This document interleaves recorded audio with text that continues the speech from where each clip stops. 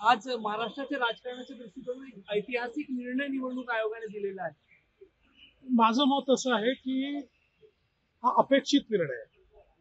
याचं कारण गेल्या अनेक वर्षांमध्ये कन्सिस्टंटली निवडणूक आयोगाने जी भूमिका घेतली, म्हणजे अगदी यापूर्वी समाजवादी पार्टीच्या केसमध्ये देखील ज्यावेळेस विवाद उभा राहिला होता त्यावेळी जी इलेक्शन कमिशनने घेतलेली भूमिका आहे किंवा इतर 5 प्रकरणात देखील घेतलेली भूमिका आहे, प्रत्येक वेळी कन्सिस्टंटली हीच भूमिका इलेक्शन कमिशनची राहिलेली आहे. त्यामुळे जो काही निर्णय आलेला आहे तो अपेक्षित निर्णय आहे.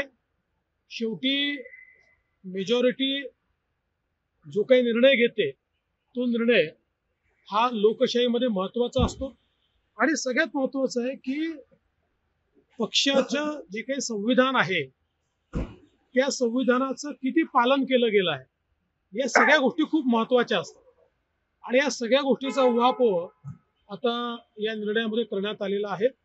मी श्री अजित पवार यांचं मनापासून अभिनंदन करतो आणि मला अपेक्षा आहे की त्यांच्या नेतृत्वात राष्ट्रवादी काँग्रेस पक्ष महाराष्ट्र सरकारमध्ये उत्तम काम करेल. बहुमताला एक महत्व राहतो हे याच्यातून सिद्ध होतंय आणि 2019चा एक जो बहुमत होता ज्याचा कुठेतरी अवमान झालेला होता त्यालाही महत्व प्राप्त होतं. बहुमताला महत्व आहेच आणि केवळ बहुमताच्या आधारावर झालेला नाहीये, सगळ्या गोष्टींचा विचार झालेला आहे.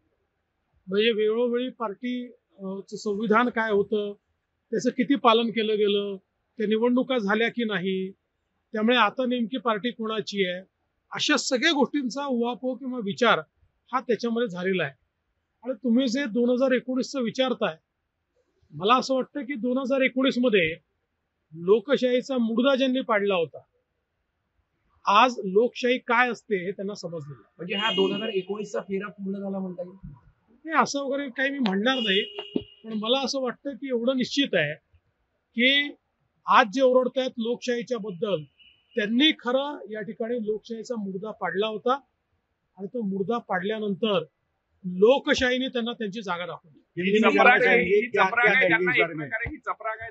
आता ते जाऊ दे, चपराक वगैरे म्हणत नाही. आज महाराष्ट्राच्या राजकारणाच्या दृष्टीकोनातून एक ऐतिहासिक निर्णय निवडणूक आयोगाने दिलेला आहे.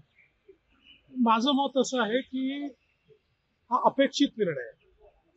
याचं कारण गेल्या अनेक वर्षांमध्ये कन्सिस्टंटली निवडणूक आयोगाने जी भूमिका घेतली, म्हणजे अगदी यापूर्वी समाजवादी पार्टीच्या केसमध्ये देखील ज्यावेळेस विवाद उभा राहिला होता त्यावेळी जी इलेक्शन कमिशनने घेतलेली भूमिका आहे किंवा इतर 5 प्रकरणात देखील घेतलेली भूमिका आहे, प्रत्येक वेळी कन्सिस्टंटली हीच भूमिका इलेक्शन कमिशनची राहिलेली आहे. त्यामुळे जो काही निर्णय आलेला आहे तो अपेक्षित निर्णय आहे.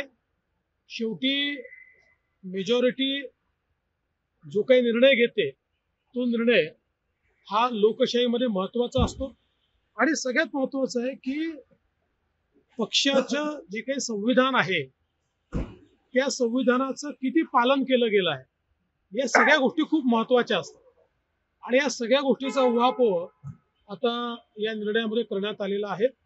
मी श्री अजित पवार यांचं मनापासून अभिनंदन करतो आणि मला अपेक्षा आहे की त्यांच्या नेतृत्वात राष्ट्रवादी काँग्रेस पक्ष महाराष्ट्र सरकारमध्ये राजकारणातील प्रत्येक अचूक बातमीचे सर्वात आधी अपडेट्स मिळवण्यासाठी सरकारनामाच्या सर्व सोशल मीडिया प्लॅटफॉर्मला लाईक, फॉलो आणि सबस्क्राईब करा. तसंच सर्व नोटिफिकेशनसाठी बेल आयकॉन प्रेस करायला विसरू नका.